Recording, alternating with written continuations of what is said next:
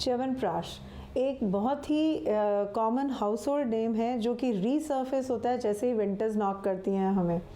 तो च्यवनप्राश जानते सब हैं, एक ओटीसी प्रोडक्ट है, बट इसको कैसे कंज्यूम करना चाहिए, इसके कितने वैरायटी ऑफ हेल्थ बेनिफिट्स हैं वो हमें जानना ज़रूरी है, और उसको कंज्यूम करने का राइट वे, राइट मेथड क्या है वो भी हमें जानना बहुत ज़रूरी है।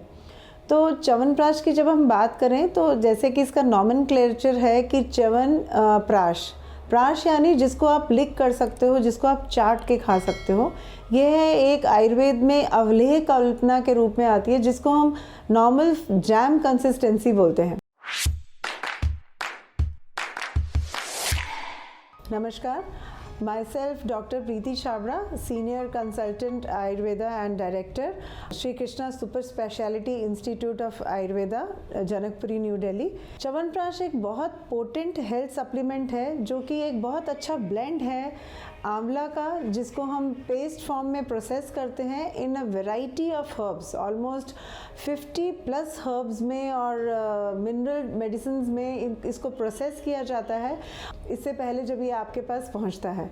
तो इसका मेन इंग्रेडिएंट है आंवला, जो कि हम सब जानते हैं कि richest source of vitamin C है, और विटामिन सी कितना इम्पॉर्टेंट है हमारी रेस्पिरेटरी हेल्थ के लिए, हमारी स्किन के लिए, हमारी बॉडी में जो रोग प्रतिरोधक क्षमता है यानी इम्यूनिटी को एनहांस करने के लिए विटामिन सी का एक बहुत इम्पॉर्टेंट रोल है।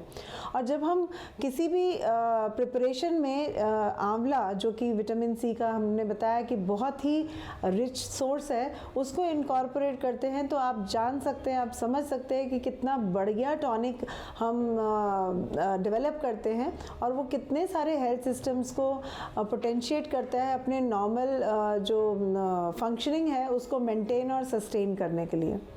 तो ये बहुत अच्छा डिटॉक्सिफिकेशन एजेंट है, ये बहुत अच्छा एंटीऑक्सीडेंट है, इसको हम विगर, वाइटैलिटी एंड रिजुविनेशन के लिए, and this is one thing which prevents और delays ageing. Ageing is inevitable, we all know, but उसको हम प्रोलॉन्ग कर सकते हैं कैसे। इसके लिए इसके पीछे एक बहुत अच्छी एक छोटी सी स्टोरी है कि च्यवन ऋषि थे, उनको एक दोबारा से जरा मीन्स एज सिचुएशन में थे, वो बूढ़े हो चुके थे, उनको दोबारा से युवा करने में च्यवनप्राश का एक बहुत अहम रोल था। और च्यवन ऋषि के लिए ये यूज़ किया गया रसायन है जिसको हम रिजुविनेटर बोलते हैं, इसलिए इसका नाम च्यवनप्राश पड़ा।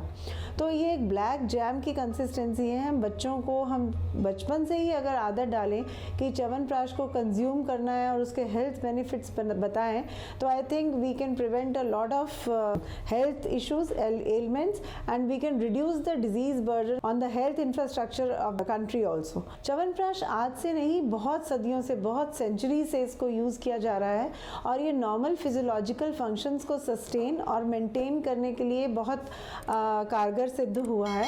इस पे बहुत सारी रिसर्चेस हुई हैं and it has stood tall on the test of time.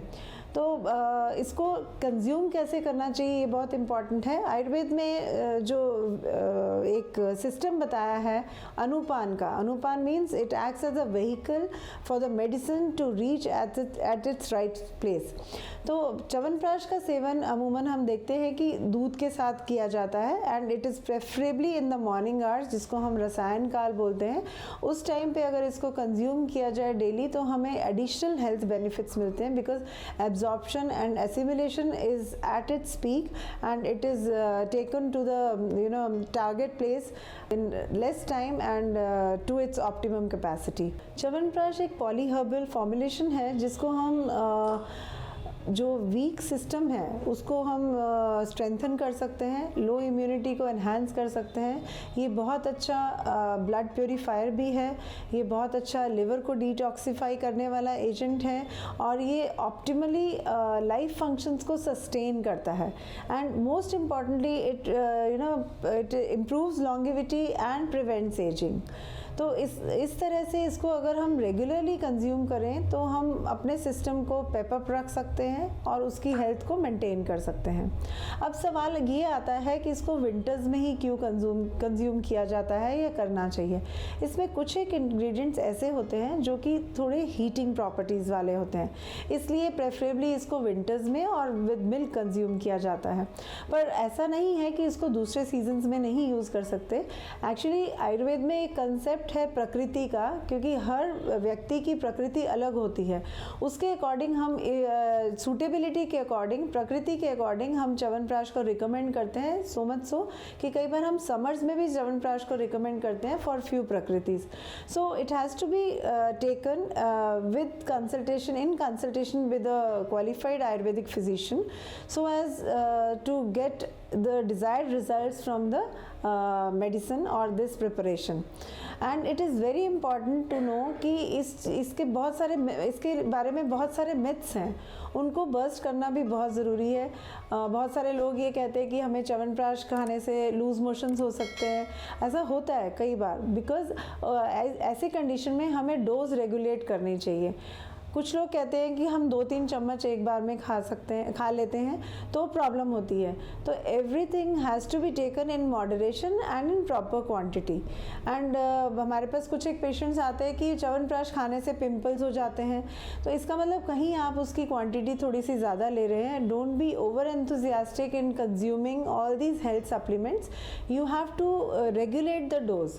Chyawanprash लेने से पिंपल्स नहीं हो सकते because it is a very good source of vitamin C, and vitamin C skin health के लिए बहुत इम्पॉर्टेंट और बहुत अच्छा है। तो ऐसा नहीं होता कि च्यवनप्राश खाने से पिंपल्स हो जाते हैं। आपको डोज रेगुलेट करनी है, टाइम रेगुलेट करना है, प्रकृति के अनुसार उसका जो सीज़न वाइज इनटेक है उसको भी आपने रेगुलेट करना है। तो इसके अलावा ये बहुत अच्छा, जैसा बताया कि बहुत अच्छा ब्लड प्योरीफायर है। एंड जो फ्लैटुलेंस है, जो गैस की तकलीफ़ है, गैस्ट्राइटिस की तकलीफ़ है, गट क्रैम्प्स के लिए भी ये बहुत अच्छा मेडिसिनल प्रिपरेशन है जो कि गट क्रैम्प्स को बहुत अच्छे से रिलीव करता है। ये डाइजेस्टिव सिस्टम के लिए भी बहुत अच्छा है, डाइजेशन और एक्सक्रीशन को रेगुलेट करता है, और इसलिए इसको आयुर्वेद में रसायन रूप में प्रयुक्त किया गया है, और इसको डेली कंजम्पशन इसका strongly recommended है, but of course in supervision of a qualified Ayurvedic practitioner. Thank you very much.